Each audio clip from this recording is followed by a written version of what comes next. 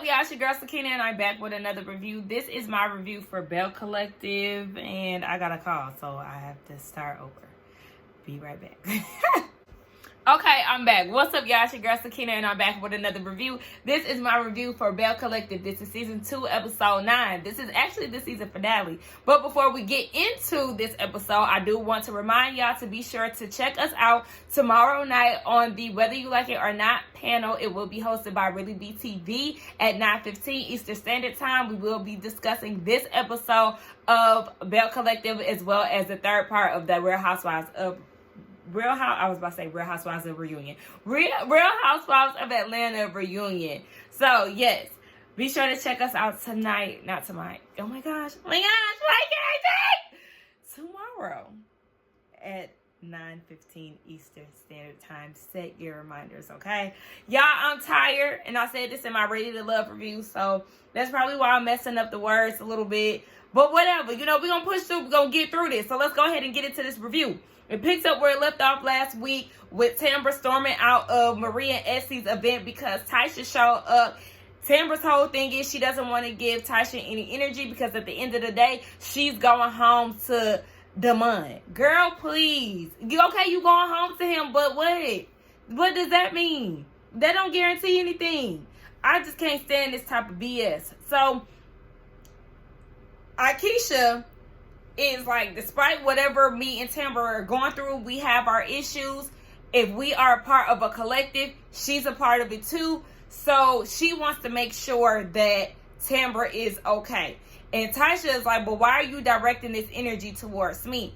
And Akeisha is saying that she's not doing that. She's talking to the group. Now, she was talking to the group, but she really does have some pressure for Tasha because in her confessional, she was saying despite the issues that her and Tamara have, she does want to protect her as well as the other women in the Belle Collective group. For her, Tasha is a side piece. That's all she is to her right now. She had an ulterior motive. It wasn't to celebrate Essie and Marie's accomplishment. It was to basically show up to confront Tamara. And I do agree with that. I do agree that that was not her main focus, but I was with Marie as well. This is somebody who has been a part of our events from the past. Like, this isn't just a convenient thing. So whatever her and Tamara have going on, that has nothing to do with me. She set up this event. She set up multiple events for multiple women in the group. So this isn't necessarily a messy situation. It is because Tamara is involved now. They have a man in common or whatever. But for Marie, it isn't any ill intentions because Tasha was going to be invited either way. What frustrated me was, Akeisha, one, you lied and tried to make it seem as if you didn't have smoke for this lady, which you definitely did. And when she confronted you on it, you tried to make it seem like, oh no, I don't have any issue with you, but really, you really do. You don't know her like that. You don't know the full story, but all you gathered from it was she is the one that's wrecking this happy home that Tamara and Damon supposedly have, but yet the way they move around is like they're hiding something. So you doing all this caping for Tamara. One, she wasn't caping for you. And two, whatever they got going on over there with Tasha is what they got going on. So for you to take on that and then call her a side chick and all of that, you don't know. You don't know. So you're getting a little too up in arms and then you talking about she doesn't deserve to be in your presence. Girl, who the fuck are you? Then this is the thing that really turns people off from you because yeah, you so rah-rah in your confessional to this lady. You don't know her. And then you say shit like she doesn't deserve to be in your presence as if she's beneath you. And you don't know the full story. And you don't even know her. Like, nobody gives a damn. She don't know you, sis. She don't give a fuck about your presence. That's the thing. Like, people. Anyway. So Akeisha in her heavy looking sequin dress decide to go out and leave. But like Marie reiterated, I was not trying to do none of this. And then Tisha decided to clear it up. She didn't have nothing to do with it either. She did not invite Tasha. That was not her thing. It was all Marie who sent the invite. So Tasha's like, my thing is, I wanted to clear the air. We could have just had a simple conversation, cleared up some of the timelines. And Maria's like, but what man do you know? Because Latrice was like, I thought that they had already had this situation squared away. So I don't understand why she left. But Marie was like, what man would admit to having an affair in front of his woman? Tasha said that's not the case. Like, there wasn't no affair type of situation because Tamara was engaged to somebody else. Now, Tisha got her mouth wide open in disbelief and in shock. But I'm like, I thought y'all was cool. I thought y'all were friends. I understand that she used to host your brunch events. Was that just a work relationship? Or did y'all really have a personal one? Because how did you not know that your friend was engaged? If Tasha knows that, how did you not know that? And you and Tasha best friends. So it's just very confusing. And yes, like Latrice said, baby, them skeletons coming out of Tamara's closet one by one. So I don't know. If you feel like, but see, that's what kind of confuses me as well. Maybe Tasha's trying to, okay, wait, because then I'm confusing myself. Because remember, when Tasha came into the mix, she told Tisha that they had an emotional affair or whatever. The guy that she was talking to was greedy, as if they were dealing with each other at the same time. But then when Marie was like, what guy is going to admit that there was an affair to his lady, and they're in the same, he's going to admit to his lady that he's having an affair in a room full of people. Then Tasha, you're saying that that's not the case. So what's the case? Tamara, you should have stayed because we got to figure this out, sis. I'm confused. I need answers. Tasha, what was your point of saying this? If there wasn't any, laparizations going on. I don't get it. If there was no overlapping, then why are you yapping? I'm confused. Explain to the class, Tasha. I need more detail, more depth. Like, share with the class because it's giving confusion. Latrice and her brother having a conversation. She said she's been staying at his house for a few days because her and Cliff been going at it about this whole baby situation. And she was saying she does want to have a child at some point in her life, but she wants to do it when she's ready. And she also wants to be looked at as an equal. She didn't get married to be barefoot and pregnant, playing heavily into gender roles or whatever. That's basically what she was saying. But I feel like, God damn it, everybody want to hit me up all at one time while I'm filming. So, yeah, that's just the main thing for her. They got some stuff to work on for real.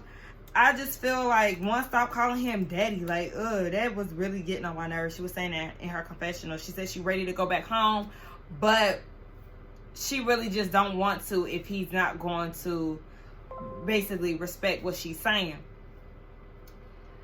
They need to figure that out. Have a baby, don't have a baby. He needs to understand that she wants to have a baby on her time. Yes, she might be a little older. She may not be having babies when you want her to have a baby, but she also wants to set herself up for success because just like she told us last week, Cliff already comes from a family of wealth. He was given land and things like that, whereas she had to grind. So it's like she wants to set herself up before she starts a family. And then him rushing her to have a kid is like to slow her down. And that's not going to help her with her success. Like, you're purposely trying to plant a baby in her so you can slow down her career. Because really, I was in and out of the scene because I was on Goddess Limbs trying to see about getting me a piece of hair. So, yeah, like, let that woman expand. Let her get her business, in a place where she wants it to be, and then the kids will, they'll come. But really, I don't know about them two. I mean, they'll just have to figure it out. They need some counseling. How about that?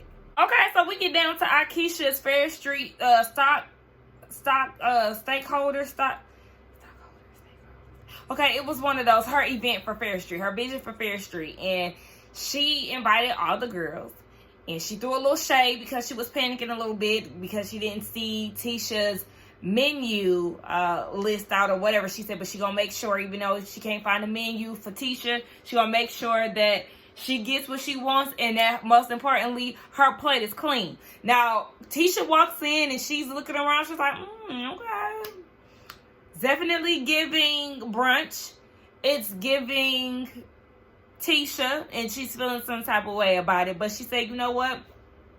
She's going to show up. She's going to be the queen that she is, and blah, blah, blah. So Marie Tisha, Tamara, So Gucci, everybody is in attendance, and it is really a nice setup. It is, I cannot deny that. And so she's explaining to everybody how she's been gone from Jackson for 25 years, but she's back, and she's really trying to share with them her vision for Fair Street. And as she's saying that, the camera pan over to Tisha, and I would kind of be a little salty. I mean, granted, you're not the only one who might have this vision. Like, I understand that, but I could see why you would be looking like, you ain't been here in 25 years. Here I go on this show with this vision, and then you come into season 2 and acting like this just your shit, when this been my shit, like my whole thing. So yeah, whatever.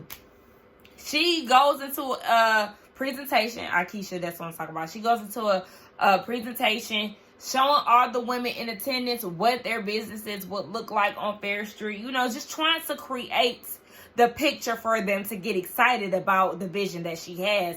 And honestly, I wasn't mad at it. I said, now this is how you have a productive brunch. No shade to Tisha, but seriously, this is how you get it done. You want to make sure that you execute, you explain, you share the vision, and you make it just very clear. So, I mean, Marie said that she really enjoyed it, and she said that basically Tisha is passing the torch to, like, Tisha set the blueprint, and now she's passing the torch to Akeisha. I don't think that Tisha is necessarily passing the torch. I just think that Akeisha is trying to get it done. I don't think that she was passing that. And Tisha was like, I'm glad she mentioned Letitia Pearson Enterprises on the presentation, because sometimes down the line she ain't even gonna have enough space for that building that she's in currently with all the stuff that she's gonna have going on. But I'm like, what do you have going on? Now, you know, on the panel, if y'all watch the panel, y'all know that we did go to Tisha's website, and we're trying to figure out what it is that she does. Now, she's some type of like, kind of like a life coach or whatever, but it's like, you still with your husband. So, yeah. You're going to have to practice what you out here trying to preach and trying to sell to the people, because I don't want to pay for no course if you letting your husband cheat on you 17 times. What life lessons? Because obviously, if you can't take your own lessons, why you think I want to pay for it? Pay for yours. Pay for your advice when you ain't even taking your own? Oh, man. So, I guess we're just going to have to see what Letitia Pearson Enterprises give later down the line, because right now it's giving me a place to film. Marie and Tisha, they have a conversation with Tamara. Marie is discussing how she was disappointed in Tamara for leaving, but Tamara feels like she had to because, you know, she didn't want to talk about that whole thing. But Marie in her confessional was like, girl, we do not believe you. Basically, it's like you hiding something, because she thought everything was squashed down at the fashion show. But obviously it wasn't, because the moment Tasha walked into Marie's event, Tamara got up and left. But Tamara claims that she left because Tasha is lying, and she doesn't want to be in the same room that is as somebody that's desperate. But it's just so confusing. Like, it just does not. If you had conversations with her in the past, and it was like, oh, you know, there was nothing ever going on between me and Greedy, then why did you feel the need to get up and leave so quickly? I understand that she had the conversation, that Tasha had the conversation with Tisha, saying that they had an emotional connection. So why didn't you just listen? That's my thing. If you felt like there was nothing of what she's saying is true about her and Demar, why you ain't just like, listen and just tell her, girl, but you know that's not the truth or whatever? Why you just ain't confront the issue? That's the thing, confront it, because you running away from it. It's definitely looking like you got something to hide. It doesn't make sense. But I'm sick of her in that fake accent, because I keep noticing that when she's in certain groups, in her confessional, she got that annoying ass voice on 10. But I even caught it in this scene when she was talking to Marie. That annoying accent that you use, and you use your mouth very strongly to pronounce words and things.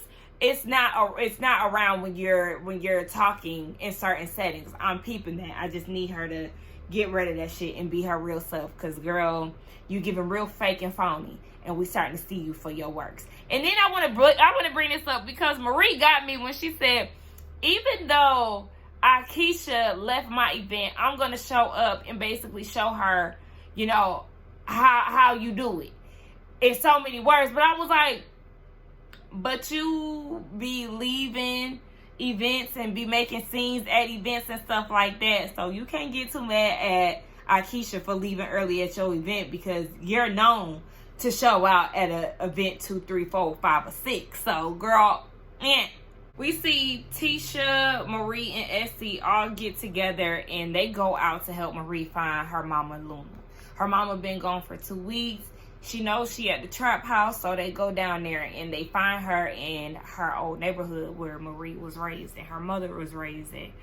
So they, you know, go from house to house, people to people, and they finally point her in the right direction. So she gets to this house and her mom comes out like, Marie. So her mom was like, Maria's like, Mom, where you been at? Like, I've been looking for you. You know, her mom is like, you know, I love you. I've been down the street. You know, I had to come see my boyfriend. You know, just saying things where you know that she is definitely under the influence. So Maria's like, come get in the car. Like, come talk to me. Come down to Diane's house, whoever that is. Like, come talk to me. And her mom was like, give me 30 minutes. Give me 30 minutes and, you know, give me some cigarettes and then I'm going to come down there. But Marie already knew. She had no intentions on coming down. And after waiting 30 minutes, production made the call to just go ahead and wrap it up and for them to move out of the location because they felt that it was no longer safe. So Marie drives off and she was like, yeah, my mom had no intentions on actually meeting me down the street. And this is her last time coming down here to pick her up. And she said, you know, she has a lot going on. She works in the mental health field and she's seen a lot of people go through counseling and therapy and things. So she's going to focus on herself and she's going to get her mental health intact. And I do appreciate that. I love that for her because, yes, you already have a condition that is not safe for high stress. So you definitely need to get out your issues, talk them through so you can be in a better mental capacity for her health's sake. Like, yes, you love your mom, but it is up to your mom to change. It's not up for Marie. You know, you can help her be a lending shoulder, whatever, you know, encourage her to get help. But if she doesn't want help at the end of the day, you're just wasting time and you're causing more stress on yourself than anything else. So that's what she gonna do. Marie gonna focus on her, and like I said, that's good for her because at the end of the day, addiction is hard, but it's up for that person to actually get through it and want to change for the better for themselves. Not for you, not for their grandkids, for themselves. So shout out to Marie. And I know that was a hard thing to go through, but you're gonna be alright, girl. Oh yeah, and I wanted to add this in here because I totally forgot about this. But who the hell is this? Because when they did the whole dramatic, like, raw footage camera thing, like they start moving the camera around, the image that they showed of the person driving the van was not Marie. Who was that? Who is this? Because that ain't Tisha, that ain't Essie, and that damn show ain't Marie Monroe with that blonde hair. Who is that, Carlos? And why y'all trying to play us and do all this dramatic effect shit for a scene that didn't even need to be had? Like, that did not need to be done. We see Latrice going back home. She's with Cliff. They in the car, and they pulling up to the house. So he said while he was working, out of 35 years of him, you know, cutting trees and things, he cuts his arm. So then he calls Latrice. She runs to the hospital. You know how that goes. She's there by his side and all of that. Okay, it's giving very much so X Factor.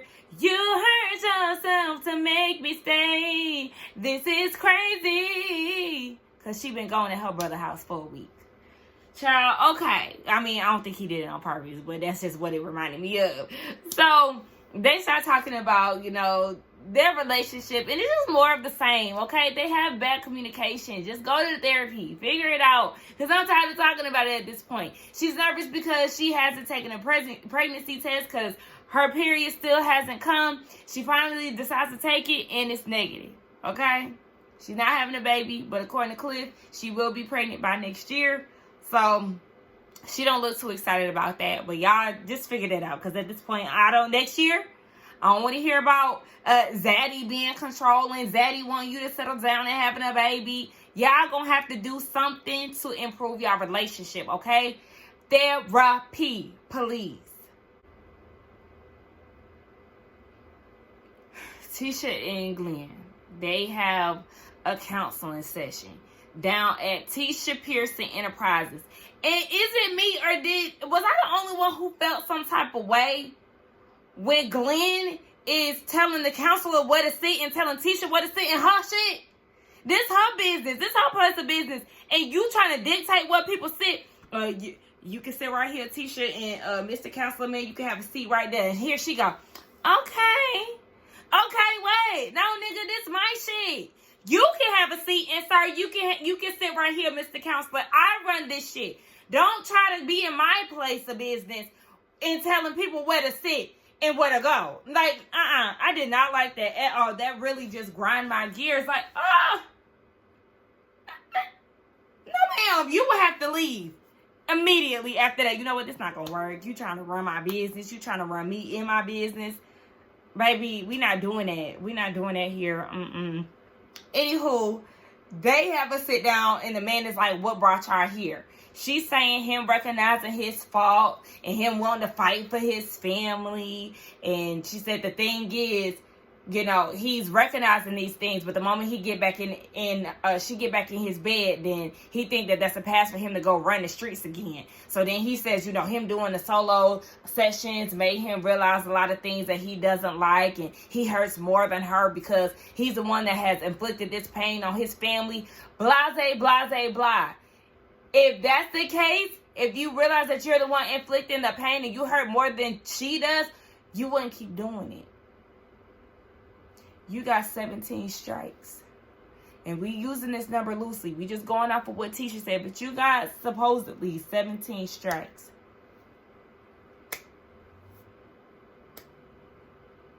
What's going to stop you? What's stopping you now? Nothing. Exactly. You keep inflicting the pain because you know Tisha going to take you back. I'm sure y'all back together again. Matter of fact, I know they back together again because I was on her Instagram the other day. She came up on my little explore page, and true enough, there they go. So have at it. This is Glenn's playground, Tisha, and you let him play you and other women. So I don't understand. Like, this whole storyline is bullshit to me. I haven't even gotten into the scene completely, but I already know what it's going to give, and I'm tired of hearing the same shit over and over again. I can go to sleep. Yeah, I'm sleepy right now. I can take a damn nap because I don't want to hear this. But for y'all, I'm gonna watch this scene out and we gonna get through it. Hey, this man is a con artist and full of shit. So the counselor is asking, where did the divide come in the relationship? Glendale said when she started to grow in a different direction, it made him feel like she didn't need him no more. Though he feels like her independence is sexy, he felt like she didn't need him anymore. And it was like she was ignoring his cry out for help. So Tisha's like, this cry out for help, what are you talking about? When have you ever cried out for help? Like, what are you talking about? Obviously, I was going through depression. You know, I was depressed. And I felt like if you were going through anything like that, then I would have picked up on that regardless without saying anything. You so full of shit. You was depressed because your wife is on the come up. She's growing up. She's evolving with time. Meanwhile, you still in the same mindset, still looking at her as that 17-year-old girl, like Tisha always says, and fucking other women, depressed. No, you're using that as a way to try to guilt her into, oh wow, I wasn't there when he really needed me, and that's the reason why he decided to, you know, seek other women's attention. Nah, we ain't buying none of that bullshit. You cheated because you a dirty dog. That's all that is. Ain't no depression shit. You're a con artist, and I don't believe you. And it's this support team thing that he keeps saying. I don't have my family around me. My family, my son, fatherless. I don't want my son to grow up in a household without his dad like me and all of that. You was not thinking about that when you was messing with them other women. If you cared about your son's well-being and being in the same household and all of that, you wouldn't continuously cheat on his mama. You wouldn't put your family in a predicament like you constantly do. I just can't. I can't. He's a victim. He's the victim. And men, you know, I feel like I can't express myself. Men, we were taught to, you know, be strong and beat our chest. Yeah, I have a hard time, y'all. I'm gonna be honest. I have a hard time with a lot of men who try to be vulnerable, because a lot of the times it's fake and it's manipulation. So when I see stuff like this, when I see Glenn behaving in this manner and acting as if he's just so down and out, he's so depressed and he's lost without his family, he doesn't have his support system, he wants to, you know, be different from his dad and all of that, that could very much so be true. But you know what? You are the reason why this is the way that it is. Your past history does not show that you're regretful for anything that you've done. You're the same person who tried to renew your vows or whatever, you repropose to your wife or whatever, and then the next day was texting other bitches. What sense does that make? You're not a victim here. And I don't feel bad for him. Like, I feel like he's really performing for the audience. And I'm not buying it. Okay. The counselor, I don't know why I wasn't even laughing at him. But he was asking if Tisha is still in love with him. And she was like, she don't know. She loves him, but in love with him, she don't know. And Glenn, she feels like Glenn is using this depression thing as a way to get to her, because she has a soft spot for him, and she just feels like it's a manipulation tactic. He's shown her a good 5 different people or 5 different sides to him, so she doesn't know which Glenn she's getting. And I'll answer that for you. The one that's pulling strings and doing whatever it takes to get you to bite, like you said. That's the one that you're getting. And this is what is making me laugh, because Glenn is literally putting on a show. He's trying his hardest to tear his face up to make it seem like he's trying to convey some type of emotion to us. And he's trying to, like, you can tell he's trying to force himself to cry based on his facial expressions. He's just hoping that he could just, his tear ducts can produce some type of water and just have some type of emotion show, but it's not there. It's not there, and it's not working. Look at him. Looking dumb. Looking dumb as hell, y'all. I can't. It's too much. I don't know what the counselor is just not doing it for me. I don't like the questions that he's asking. One of his elbows was ashy, and then like him with that notebook, it's like, I don't know, it's just something about him. It's not giving Dr. Francis. It's not giving Auntie Ayanla. I say Ayanla. It's Iyanla. He's not doing it for me. I don't know. I'm not feeling this therapy session. And it probably don't got nothing to do with the therapist, but I just wasn't feeling it. And I just don't like Glenn. And I can't stand that Tisha be entertaining him. There's hope. I'm here. It's hope, Glenn. Girl. Tisha. I'm not perfect, Glenn. I'm not perfect. And he ain't perfect either. And that's why you need to dump his ass. None of us is perfect. But God damn it, he far from it.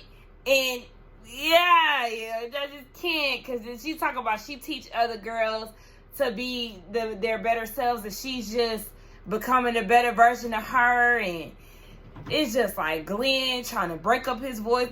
Look at the pain I'm causing. Bitch, this is comedy. It's fine.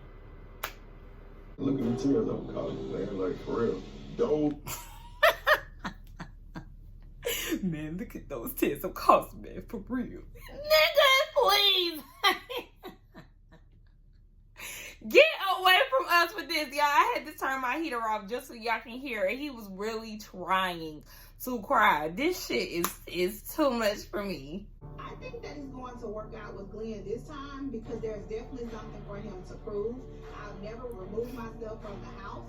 So I think this here has really taught him a lesson. Do you think so? Okay. Because you went to your mama house to film for this season. You think now he's learned his lesson. Okay. If Glenn cheats again, we just gonna have to go ahead and sign the papers on site.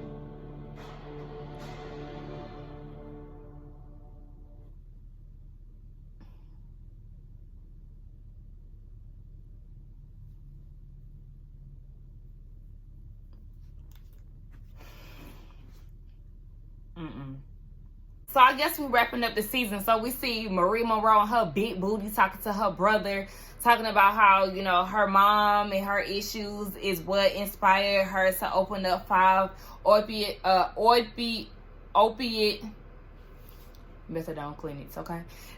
So she's just gonna continue to do her and do her thing. So Gucci, I mean, we only got her storyline, but what, an episode before, 2 episodes before the season finale. She's saying that business is booming. She has a billboard out for her real estate company. Her workout company is on the come up as well. So hopefully next season we'll see more of So Gucci, because we didn't get to see a lot of her. And I'm really mad because y'all had her on some like friend of the show type shit. And we needed to see more. We see Akeisha. She's with her husband. They're at the groundbreaking for their new business on Fair Street. Now, sis came through and, you know, she got on some of our nerves, but she executed what needed to be done. She's getting the Fair Street business popping off. That's the first. I know this is only season 2, but this is the first business that we've seen on Fair Street. So hopefully on season 3, if she does come back, 1, she don't get on our nerves, and then 2, you know, she'll inspire the other girls to actually place their businesses somewhere on Fair Street. Tamara's looking forward to moving in with Damon and I guess letting people know that they for real and get rid of these rumors. Girl, okay. They are not engaged, but she feels that one is coming soon and she's still trying for a kid. Who gives a fuck? Latrice is on to bigger and better things, baby. She is moving Goddess Lens out of the hood to somewhere else.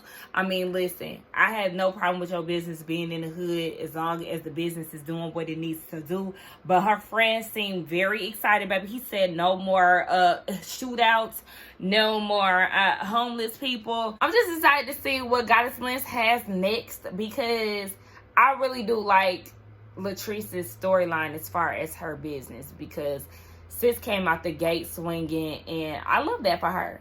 I don't want to be the one to say I told you so, but we see Tisha at her mama's house packing her bags to go back home.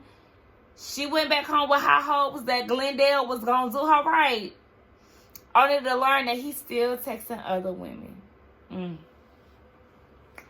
I hate to tell you I told you so, but I told you so, sis. We told you so. We seen it coming.